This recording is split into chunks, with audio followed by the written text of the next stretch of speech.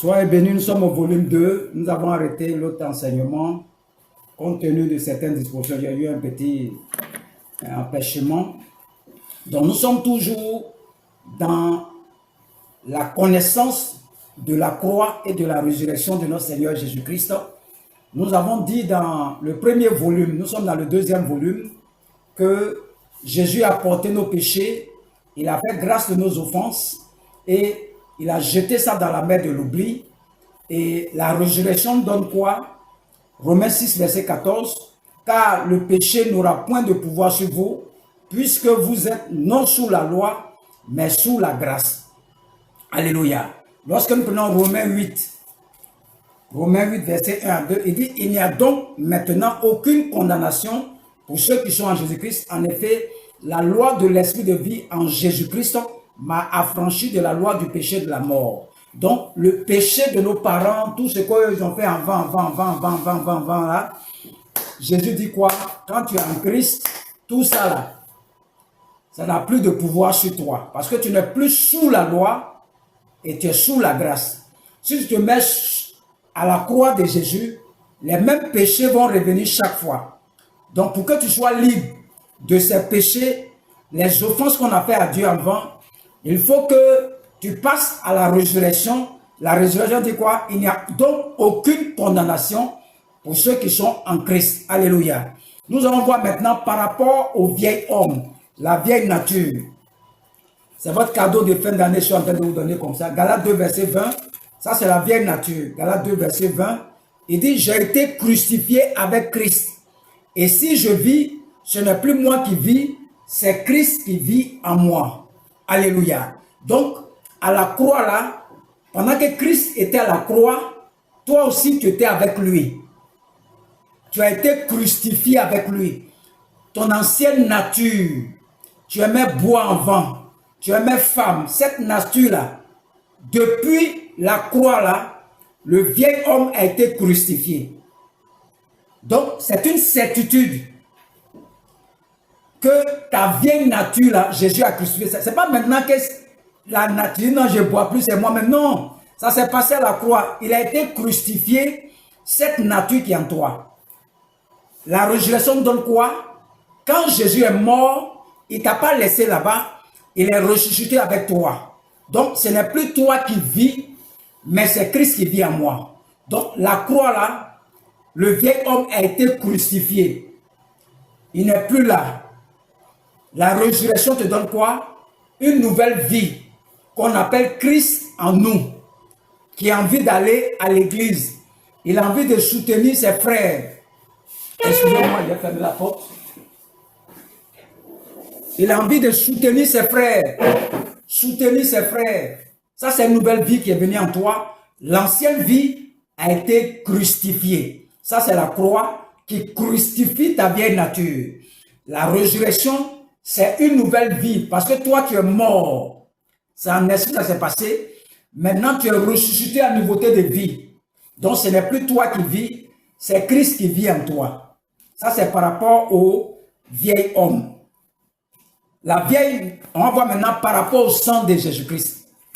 Éphésiens 2, verset 13, 16.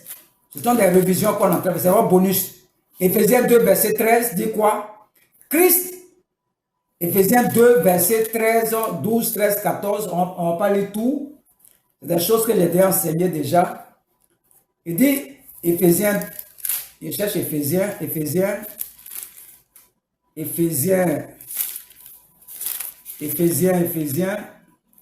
voilà ça, Éphésiens ici. C'est une formation, donc on prend tout le temps pour chercher les versets. Éphésiens 2, verset 13 dit, mais maintenant en Jésus-Christ, vous qui étiez jadis éloignés, vous avez été rapprochés par le sang de Jésus-Christ.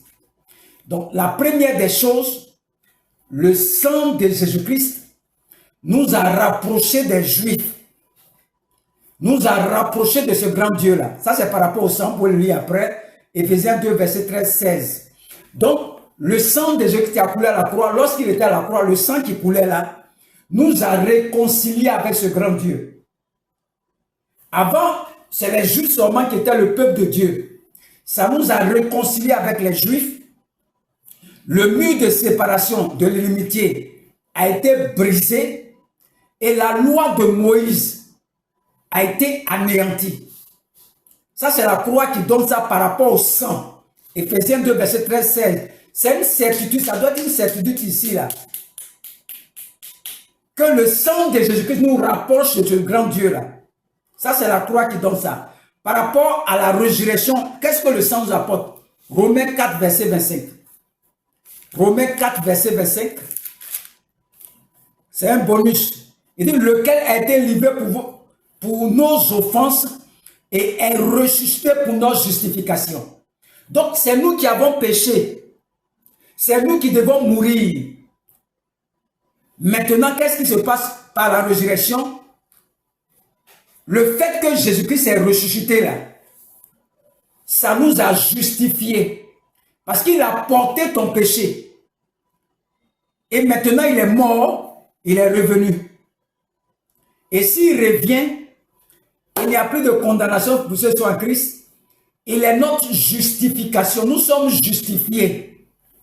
Romains 5, verset 1 dit quoi? Étant donc justifiés par la foi, nous avons la paix avec Dieu par notre Seigneur Jésus-Christ. Le fait que Jésus-Christ est ressuscité, il est apparu là. Il est apparu là. Nous sommes justifiés. C'est le sang qui nous apporte ça. Le sang nous réconcilie au niveau de la croix. Nous réconcilie avec Dieu, avec les Juifs. Anéantir la loi de Moïse. Le soir va briser le mur de l'inimitié. Et la résurrection donne quoi par rapport au sang? La résurrection donne ce qu'on appelle la justification. Nous sommes justifiés par l'offrande du corps de Christ. Nous allons aller encore par 1 Pierre 2, les maîtresses maintenant. 1 Pierre 2, verset 24. C'est votre bonus de fin d'année. Je vais t'enseigner tout sur la croix de la résurrection. 1 Pierre 2, verset 24. 1 Pierre 2, verset 24. Ça, c'est par les maîtressures. Il dit, lui par les maîtressures duquel vous avez été guéris. Donc, ce Dieu-là, nous tous, on est en bonne santé. Il n'y a pas de malade chez Dieu. Donc, la résurrection, non, la croix de Jésus par rapport au maîtressures, là, la main, il souffrait, là. Quand tu le vois pleurer, il souffre, il est flagellé, blessé. Qu'est-ce que ça nous apporte, ces maîtressures-là? Ces maîtressures-là nous apportent la guérison, la santé. Ça, c'est ce qui nous apporte. Quand il pleurait à la croix, là, les maîtressures, là, voilà ce que ça nous apporte. La guérison, la santé, ça nous apporte ça. Qu'est-ce que la résurrection nous apporte? Romains 8, verset 11. Romains 8, verset 11 dit quoi? Et si l'esprit de celui qui a ressuscité Jésus d'entre les morts habite en vous, celui qui a ressuscité Christ d'entre les morts rendra aussi la vie à vos corps mortels par son esprit qui habite en vous. Donc quand Jésus-Christ était dans le tombeau, le Saint-Esprit vivifie son corps. Il met la vie dans toutes ses cellules. Toutes ses cellules. Il met la vie dedans. Jésus se lève et sort du tombeau. Parce que le Saint-Esprit est en lui. La vie divine se trouve en lui. Donc, qu'est-ce que la résurrection nous apporte par rapport à notre santé? La résurrection nous apporte la santé divine. La croix nous donne la santé et la résurrection, le Saint-Esprit vient en nous. Il nous vivifie. Ce qui fait qu'aujourd'hui, tu es en bonne santé, tu vis, tu respires. C'est le Saint-Esprit qui te vivifie. Chaque cellule de ton corps, il te vivifie comme ce qu'il a fait Jésus aujourd'hui. Tu as arrêté, tu es en bonne santé. Donc, la croix nous donne la santé, la guérison. Et Jésus te dit, tu peux aller plus loin, avoir la santé divine. Tu n'es pas malade. Tu es assis à l'église pendant que les autres sont malades. On va prier pour avoir la guérison. Toi, tu es assis là, tu n'es jamais malade. Ça, c'est la santé divine. C'est le Saint-Esprit qui fait ça en toi. Ça, c'est la résurrection qui t'apporte ça. La santé divine. Et l'autre, il te donne la guérison, la santé. C'est-à-dire, des deux côtés, tu ne perds pas. La croix te donne la santé, la guérison. Et la résurrection te donne la santé divine. Ah, moi, je ne suis pas malade. Je ne suis pas malade. C'est le Saint-Esprit qui fait ça en moi. Il vivifie mon corps comme ce qu'il a fait à Jésus dans le tombeau. pas malade. Ça, c'est par rapport au maître sûr. Par rapport, on va voir maintenant Galates. Par rapport à la malédiction. Ceux qui disent non, je suis maudit, notre famille on est maudit. Qu'est-ce que Jésus-Christ dit? Galates 3, verset 13-14. Ça, c'est par rapport aux malédictions. Il dit, Christ nous a rachetés de la malédiction de la loi, étant devenu malédiction pour nous, car il est écrit, maudit est quiconque est pendu au bois. Donc, regardez ce qu'il dit ici. Galates 13 d'abord, on n'est pas encore allé dans 14. Ça, c'est quand il était à la croix pendu. La malédiction que toi tu mets sur ta tête toujours là, il dit quoi? Il dit qu'il s'est fait malédiction pour que toi ce soit bénédiction. Ça, c'est une première garantie que la croix te donne. Il prend ta malédiction, il te donne bénédiction. Le verset 14 dit quoi? Afin que la bénédiction d'Abraham eût pour les païens son accomplissement. Regardez ce que Dieu a promis à Abraham dans Genèse 12, verset. Il dit, celui qui te maudit sera maudit, celui qui te bénit sera béni. Donc le chrétien ne peut pas être maudit. Aucune malédiction sur la tête du chrétien. Tu as deux garanties. La bénédiction d'Abraham et puis la croix de Jésus-Christ encore. Il te donne deux garanties à la croix. Le chrétien ne peut pas être maudit. Ce n'est pas possible. C'est que lui ne connaît rien. Il ne sait pas ce que Jésus-Christ a fait pour lui. Il n'a pas la connaissance. Il n'a pas la vérité. Mon peuple périt par manque de connaissance. À ceux qui l'ont reçu, à ceux qui croient en elle, elle a donné le pouvoir de devenir enfant de Dieu. Jean 1, verset 12. À ceux qui croient en ce qu'on a t'enseigné là, cette connaissance, cette vérité que tu es en train d'écouter là, ça produit dans ton cœur un pouvoir qui te rend libre. Je vais t'enseigner encore, tu vas voir pourquoi Dieu. Plein de choses aujourd'hui. C'est un cadeau de fin d'année. Qu'est-ce que la régénération nous apporte par rapport à la malédiction? Éphésiens 1, verset 3. Éphésiens 1, verset 3. Déjà, la croix nous a déjà garanti qu'on ne peut pas nous maudire. On va voir la résurrection, qu'est-ce que ça nous donne? Il dit, béni soit Dieu le Père de notre Seigneur Jésus-Christ, qui nous a bénis de toutes sortes de bénédictions spirituelles dans les lieux célestes en Christ. Tout ce qui est bénédiction appartient à Dieu là. Il fait de toi son héritier. Voilà pourquoi les gens courent derrière bénédiction là. Parce qu'ils savent que ce n'est pas normal ce qu'ils vivent là. Il nous a bénis de toutes sortes de bénédictions dans les lieux célestes. Donc ce n'est pas normal que quelqu'un soit pauvre à l'église. Ce n'est pas normal. Mais il faut avoir la connaissance d'abord avant que ça se produise dans ta vie. Donc, et d'abord, on ne peut pas te maudire. Et puis encore te donner un grand héritage pour toi. Voilà pourquoi quand tu es à l'église et puis tu es pauvre, là, ça te fait mal. Ça te fait mal. Tu sens qu'il y a quelque chose qui ne va pas. Tu sens ça. Que tu sois pasteur, que tu sois chrétien, tu sens qu'il y a quelque chose qui ne va pas. Parce que ce que Christ a provu pour toi, là, tu ne vois pas. La malédiction, on ne peut pas te maudire. Lui qui dit on peut te maudire, il n'a qu'à venir devant moi ici. On va partir maintenant 2 Corinthiens.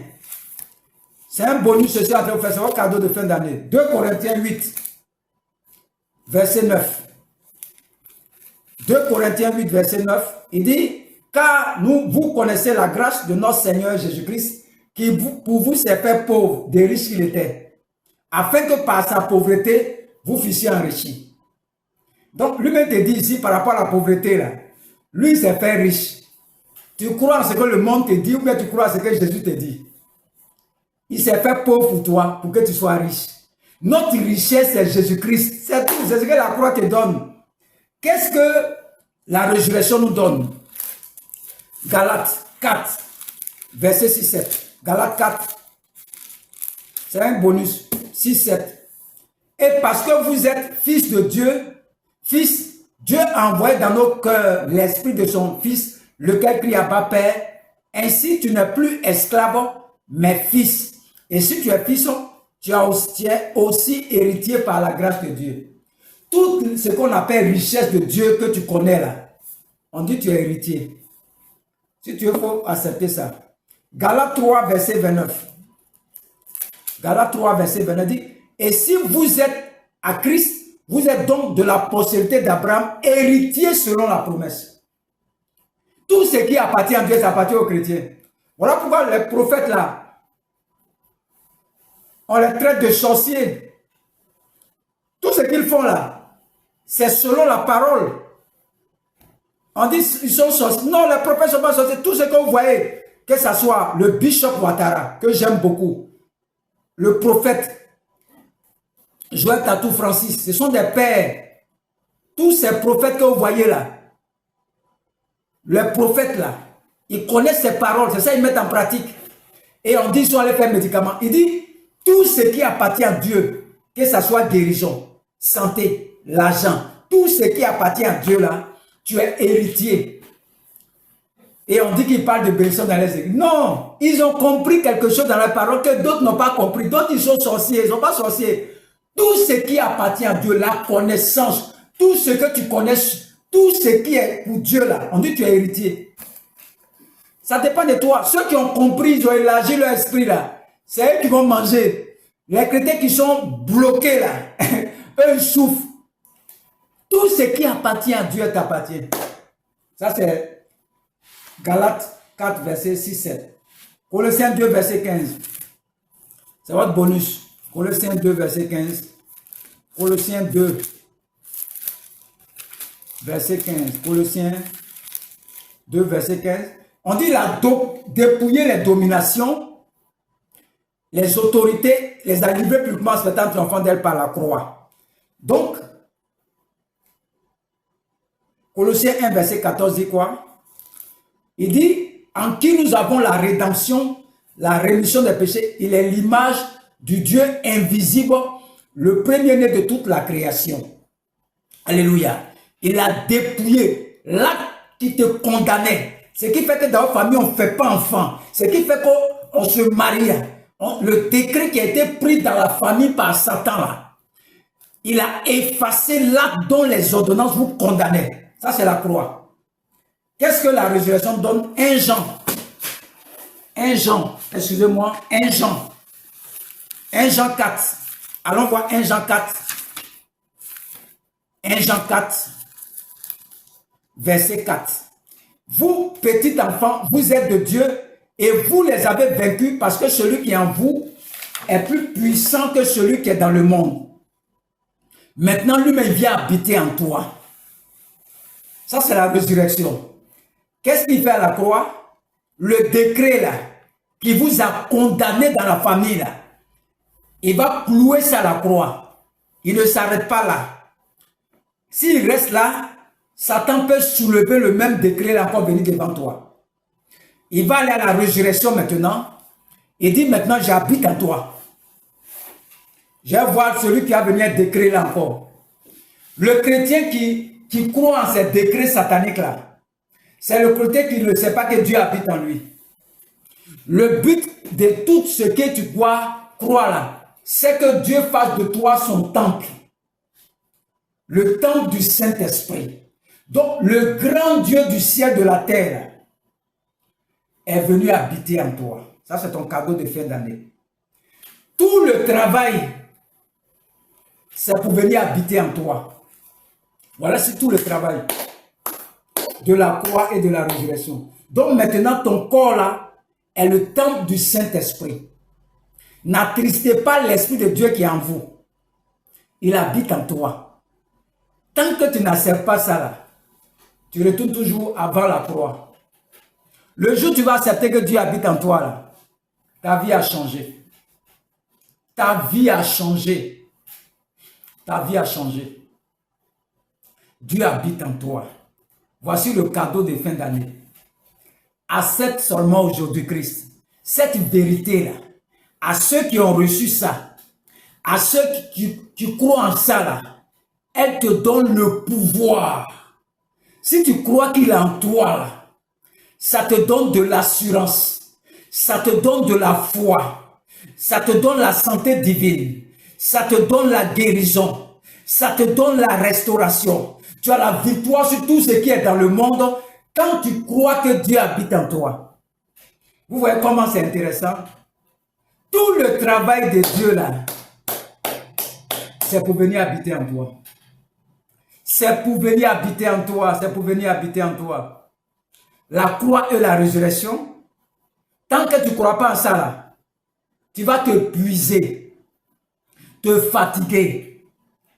Tu vas te puiser tant que tu n'acceptes pas ce que tu vas t'enseigner là. On dit vous allez connaître la vérité. Et la vérité va vous rendre libre. Romains 8, verset 32. Tant que tu n'acceptes pas ce que Jésus-Christ a fait, pour toi, la croix là, tu vas te délivrer. Te délivrer. Te délivrer. Te délivrer. Tu te mets sous la loi. Sous la loi là, on te délivre seulement. On te délivre seulement. C'est parce que tu n'as pas la connaissance. Tu ne sais pas ce qu'il a fait pour toi à la croix. Tu ne sais pas ce qu'il a fait pour toi à la résurrection. Tu es comme où Jésus est né là, à Nazareth. On dit, est-ce que quelque chose de bon peut sortir de Nazareth? Ils ne croient pas. Jésus est né là-bas, mais ils ne croient pas, il vient de là-bas, ils ne croient pas. Donc la parole ne peut pas produire un effet dans ta vie. Le jour où moi j'ai accepté ça, je suis libéré. J'ai fait tout ce que tu es en train de faire là. C'est parce que je n'ai jamais accepté cette parole, que je me promenais partout. Mais le jour où j'ai accepté ça dans mon cœur, là, de tout mon cœur, de toute ma force, de toute ma puissance là, elle m'a transformé. Aujourd'hui, vous me voyez sur les réseaux sociaux parce que je crois en cette parole là. Sinon, je peux aller faire délivrance encore, l'esprit de mort. Ma famille, j'ai adoré montagne, au cas. Mais imagine-toi, on est quitté au Ghana, les Baoulés. On dit on est quitté en Égypte. Imaginez-vous les hôtels qu'ils ont bâtis. Ils ont adoré serpents, scorpions, termitières, rochers, montagnes, forêts sacrées. Regardez mon village. Imaginez-vous, dans tous les lieux, mes parents sont passés là. Comptez les hôtels qu'ils ont bâtis. Tous les jours, ils vont faire sacrifice. Si moi, je dois régler ces problèmes-là, mais c'est quand j'ai fini. J'ai déjà vieilli. Mais Jésus dit, tout est accompli. Mais tant que tu n'acceptes pas la parole, ils vont te délivrer. Ils vont te délivrer. C'est pas de... Il y a des camps de prière qui sont là pour ça. Comme tu ne veux pas accepter, on te délivre. 6 mois après, même esprit revient encore. On te délivre. 6 mois après, même esprit revient encore. On te délivre. 3 ans après, le même esprit revient encore. C'est quand ça va finir. C'est quand ça va finir. C'est quand ça va finir. C'est quand ça va finir. On va te délivrer seulement. Au moment les gens sont en train de manger. On dit, je vous ai béni de toutes sortes de besoins dans les lieux célestes. Éphésiens 1, verset 3. On dit, vous êtes là pour manger là. Pendant que les gens mangent, toi, tu es en train de te délivrer dans le camp de prière seulement. Le jour où tu vas comprendre cette parole que tu enseignes là, tu es libéré. Il n'y aura plus de camp de prière encore. Si tu acceptes cette parole-là, tu es libre. Il faut revoir les enseignements. C'est un bonus que tu as donné. Je ne suis pas contre camp de prière de quelqu'un, mais j'enseigne la vérité. Je ne suis pas contre un serviteur de Dieu. Moi, j'enseigne ce que Dieu m'a enseigné. Quand tu as la connaissance, tu es libre. Tu n'as même pas besoin d'aller payer quelque chose. Tu es libéré. L'offrande est déjà donnée. La porter tes péchés fait grâce. Il porte tes péchés, il fait grâce de tes offenses, il jette ça dans la mer de l'oubli. Qu'est-ce qu'il fait à la résurrection? Ce n'est plus toi qui vis, c'est Christ qui vit en toi. Il crucifie ton vieil homme, il vient te donner une nouvelle nature, une nouvelle Christ en nous. Et maintenant, il te réconcilie avec le Père, il te réconcilie avec les Juifs, il anéantit la loi de Moïse, et puis il brise le mur de l'inimitié. Qu'est-ce qu'il fait encore? Il dit que tu n'es plus sous la loi, mais tu es sous la loi de l'esprit de vie. Le Saint-Esprit, tu es sous la grâce. Il se fait pauvre pour toi, il te donne toutes ses bénédictions, il vient habiter en toi. Si tu as compris ça, tu es libre. Tu es tranquille. Que Dieu vous bénisse. C'était le bonus de cette année que je vous donne aujourd'hui, le bonus. Revoyez tous les enseignements sur les playlists, les podcasts. Je vais donner encore une série d'enseignements. Encore, on va commencer une nouvelle série. Pour ceux qui se masturbent, ceux qui ne peuvent pas arrêter la colère, ceux qui sont dans la fornication, c'est très facile pour sortir dedans par la parole seulement. Tout est dans la parole. Si on t'a expliqué que tu acceptes, tu es libéré. Tout est dans la parole. La parole délivre les gens. La parole libère les gens. Simplement, tu m'écoutes seulement, tu es libéré. Quand j'ai rentré dans ceux qui se masturbent là, c'est facile même pour arrêter. Facile. Que Dieu vous bénisse. Au nom de Jésus-Christ. Amen.